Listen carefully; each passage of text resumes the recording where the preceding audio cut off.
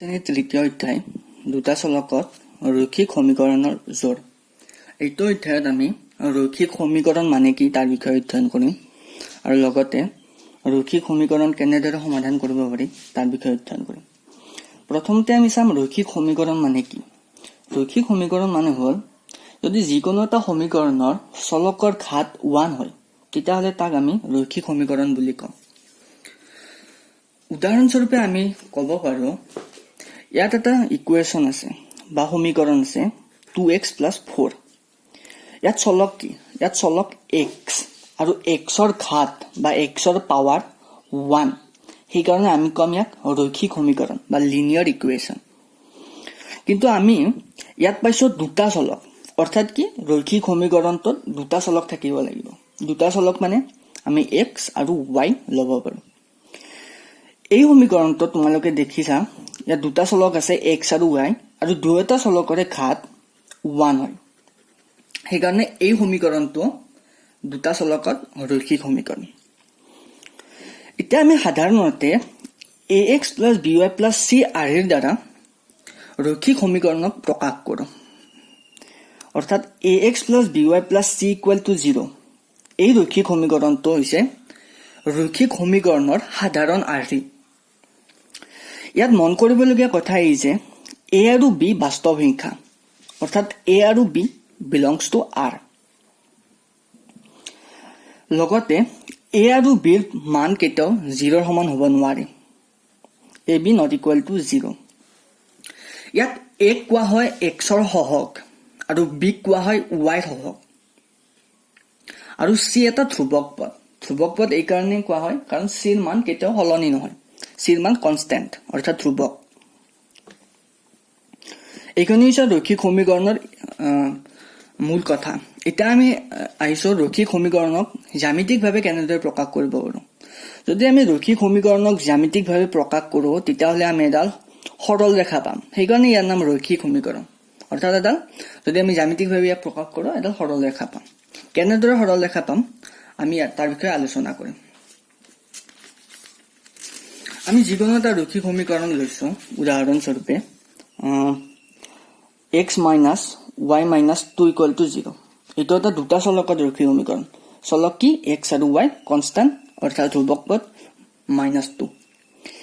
ইয়াক আমি জ্যামিতিকভাৱে প্ৰকাশ কৰিম। জ্যামিতিকভাৱে প্ৰকাশ কৰিবলৈ আমি প্ৰথমে সমীকৰণটোক এনেদৰে লিখিম x = y + 2। ইয়াক আমি নাম্বাৰ 1। ওকে, তাৰপিছত আমি এখন তালিকা প্ৰস্তুত কৰিম। তালিকা আমি এফালে x ৰ আমি মান বহুৱাম আৰু আনফালে y ৰ মান বহুৱাম। আমি ইকুৱেশ্যন বা সমীকৰণ 1 ৰ পৰা আমি দেখিম যে যদি আমি y ৰ মান 0 বহুৱাওঁ তেতিয়াহ'লে x ৰ মান কি হ'ব 0 + 2। x ৰ মান কি হ'ব 2 হ'ব। যদি y ৰ মান আমি 1 বহাওঁ তেতিয়া x ৰ মান কি হ'ব 1 + 2 3 হ'ব। যদি x ৰ মান 2 বহুৱাওঁ y ৰ মান যদি 2 বহাওঁ তেতিয়া x ৰ মান কি হ'ব 2 + 2 4 হ'ব। গতিকে আমি ইয়াৰ পৰা তিনিটা বিন্দু পালো। কি তিনিটা বিন্দু 2, 0, 3, 1 আৰু 4, 2। এই তিনিটা বিন্দুক আমি এতিয়া বহুৱাব লাগে x আৰু y এক্সিছত। ধৰি লওঁ এডাল x এক্সিছ, এডাল y এক্সিছ। গতিকে 2, 0 বিন্দু কোনটো হ'ব 2, 0। এই বিন্দুটো 2, 0। 3, 1 বিন্দু কোনটো হ'ব 3, 1। গতিকে এইটো 3, 1। 4, 2 বিন্দু কোনটো হ'ব 4। সাপোজ দিস ইজ 2, তো 4, 2 এইটো বিন্দু। গতিকে আমি এই তিনিটা বিন্দু যদি তিনিটা বিন্দুৰ মাজতে যদি আমি এটা সৰল ৰেখা অংকন কৰোঁ তেতিয়াহ'লে আমি এনেকুৱা এটা সৰল ৰেখা পাম। এই সৰল ৰেখাডালে আমাৰ এই ইকুৱেশ্যনটো অৰ্থাৎ x - y - 2 = 0 এই ৰৈখিক সমীকৰণটোক প্ৰকাশ কৰে। এতিয়া আটাইতকৈ গুৰুত্বপূৰ্ণ কথা এইটো, এই সৰল ৰেখাডালত যি তিনিটা বিন্দু আছে 2, 0, 3, 1, 4, 2 এই তিনিটা বিন্দুক আমি এই ৰৈখিক সমীকৰণটোৰ সমাধান বুলি ক'ব পাৰো অৰ্থাৎ এই তিনিটা বিন্দু এই সমীকৰণটোৰ সমাধান লগতে আমি এইটো ক'ব পাৰো কি এই সৰল ৰেখাডালত কিমান সংখ্যক বিন্দু আছে অসংখ্য সংখ্যক বিন্দু আছে এই প্ৰত্যেকটো বিন্দুৱে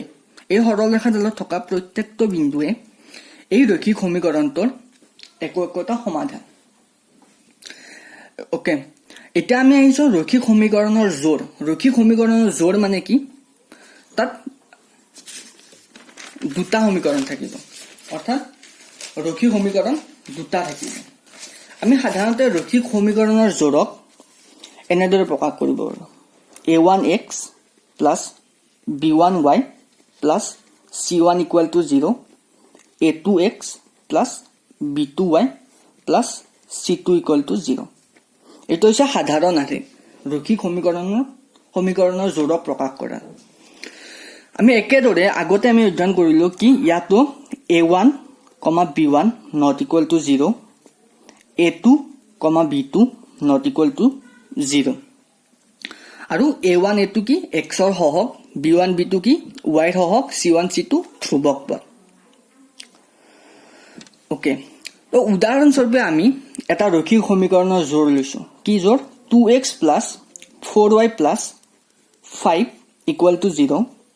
আনটো লৈছো আমি 4x 2y 5 equal to 0 এই ৰৈখিক সমীকৰণত এই দুটা ৰৈখিক সমীকৰণক আমি x আৰু y এক্সিছত পুট কৰিম মানে আমি জ্যামিতিকভাৱে প্ৰকাশ কৰিম সাপোজ এডাল x এক্সিস এডাল y এক্সিস সাপোজ আমি কম এই সৰল ৰেখাডালে 2x 4y 5 equal to 0 এইটো ৰৈখিক সমীকৰণক প্ৰকাশ কৰে আৰু এই সৰল ৰেখাডালে 4x 2y 5 equal to 0 এই সৰল ৰেখাডালক প্ৰকাশ কৰে গতিকে আমি ইয়াত কি দেখিলো আমি দেখিলো যে দুয়োডাল সৰল ৰেখাই এটা বিন্দুত কটাকটি কৰিছে কি কৰিছে কটাকটি কৰিছে মানে কি এই বিন্দুটো আমি যদি কি এই বিন্দুটা ধৰা x1 y1 এই x1 y1 এই সমীকৰণ দুটাৰ সমাধান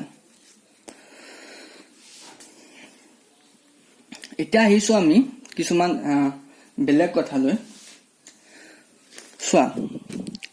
এই দুটা সমীকৰণ আছে এইটো এটা ৰৈখিক সমীকৰণ এইটো এটা ৰৈখিক সমীকৰণ দুয়োটা সমীকৰণক আমি জ্যামিতিকভাৱে যদি প্ৰকাশ কৰো দুডাল সৰল ৰেখা পাম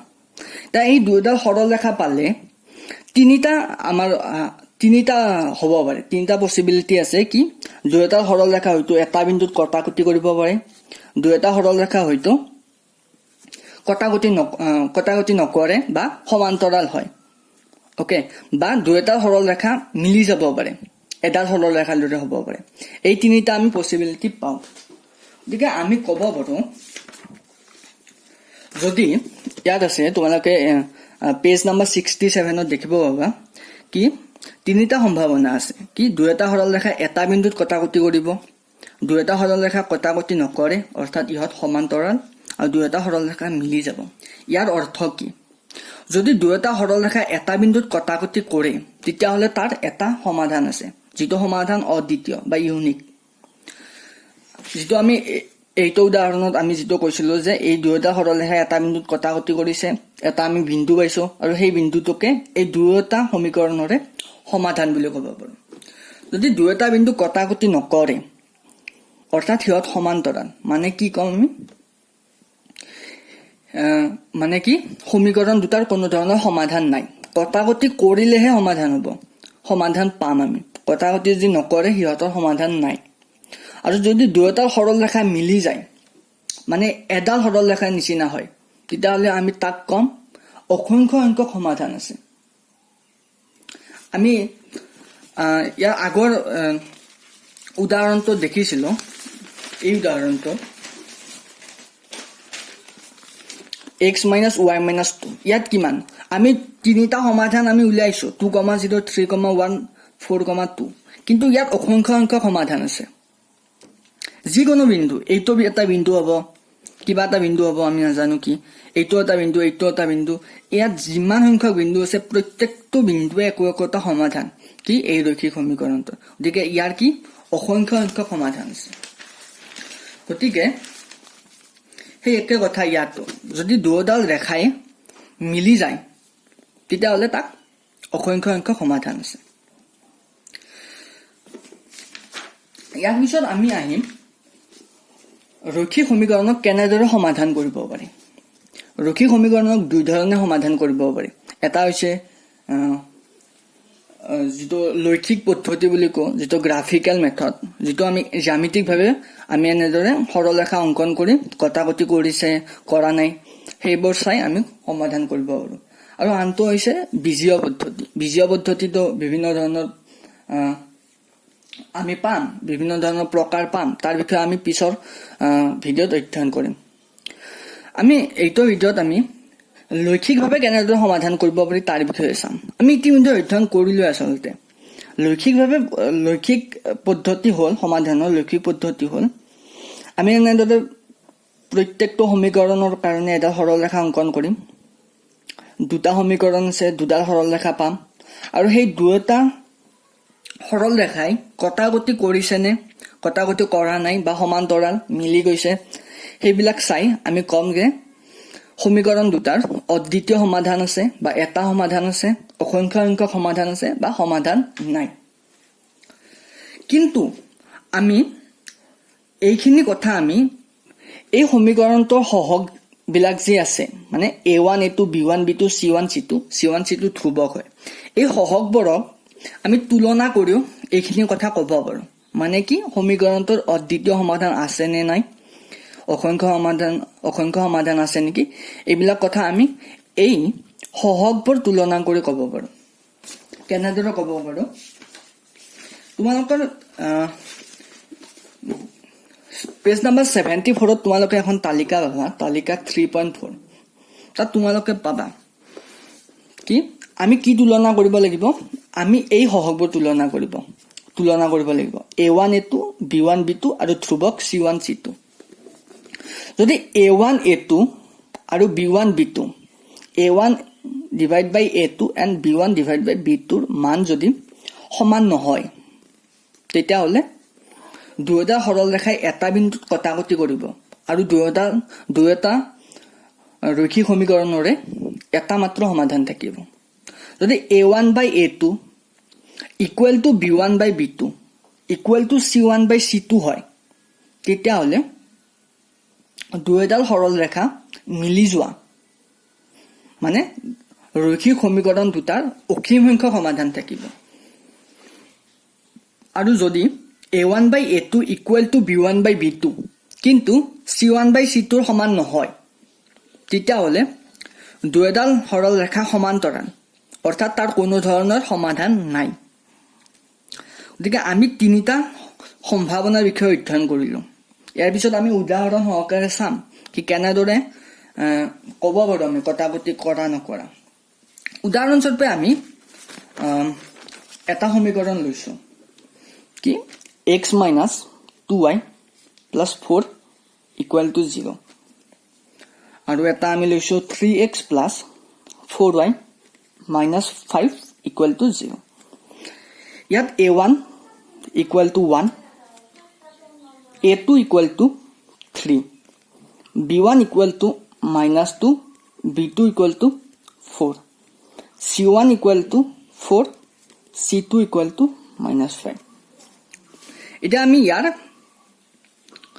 ৰেশিও ফাইন্ড কৰিম মানে কি a1 divided by a2 equal to কি 1 by 3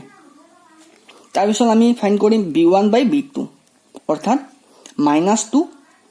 divided by 4 অৰ্থাৎ -1 by 2 বা -half তাৰ পিছত আমি চাম c1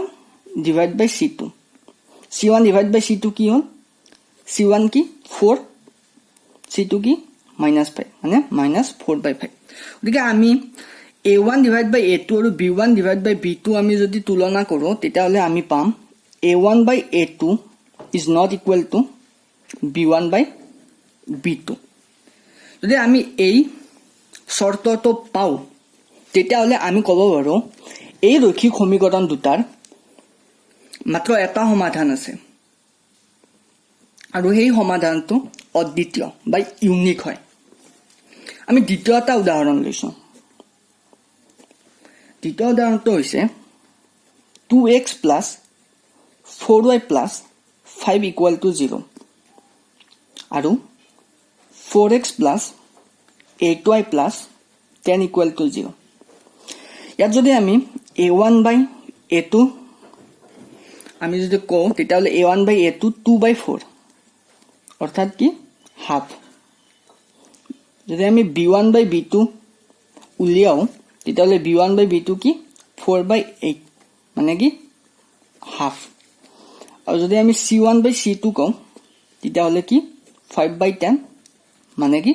হাফ মানে আমি কি পালো a1 by a2 is equal to b1 by b2 is equal to c1 by c2 যদি এইটো শর্ত পাও আমি তেতিয়া কব পাৰিম কি এই সৰল ৰেখা দুটা মিলি যোৱা অৰ্থাৎ এই সৰল ৰেখা দুটা এডাল সৰল ৰেখাৰ নিচিনাই পাম মানে কি ইয়াত 2x plus 4y plus 5 সৰল ৰেখাডালো আছে লগতে 4x plus 8y plus 10 equal to 0 এই সৰল ৰেখাডালো আছে গতিকে ইয়াত কি ইয়াত অসংখ্য অংক সমাধান আছে আমি দ্বিতীয়টো চাম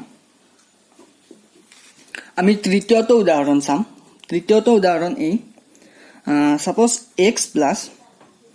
2y minus 4 equal to 0 আৰু 2x plus 4y minus 12 equal to 0 যদি আমি ইয়াত a1 divided by a2 find out কৰো a1 divided by a2 কি half b1 divided by b2 কি 2 by 4 half c1 divided by c2 কি minus 4 by 12 minus 4 by minus 12 মানে কি 1 by 3 মানে ইয়াৰ পৰা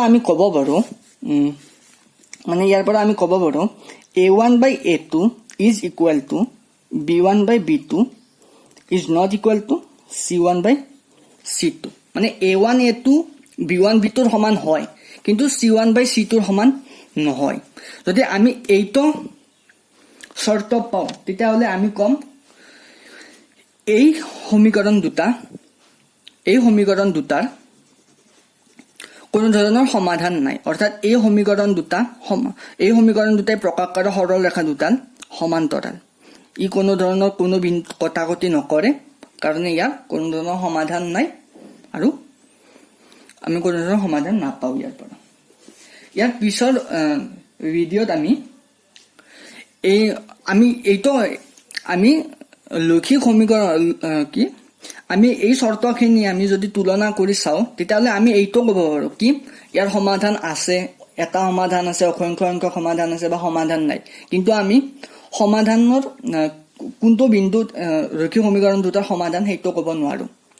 আমি দ্বিতীয়টো ভিডিঅ'ত ৰৈখিক সমীকৰণ কেনেদৰে সমাধান কৰিব পাৰি তাৰ বিষয়ে অধ্যয়ন কৰিম যদি কিবা ডাউট থাকে তোমালোকে কমেন্ট সেকশনত সুধিব পাৰা ধন্যবাদ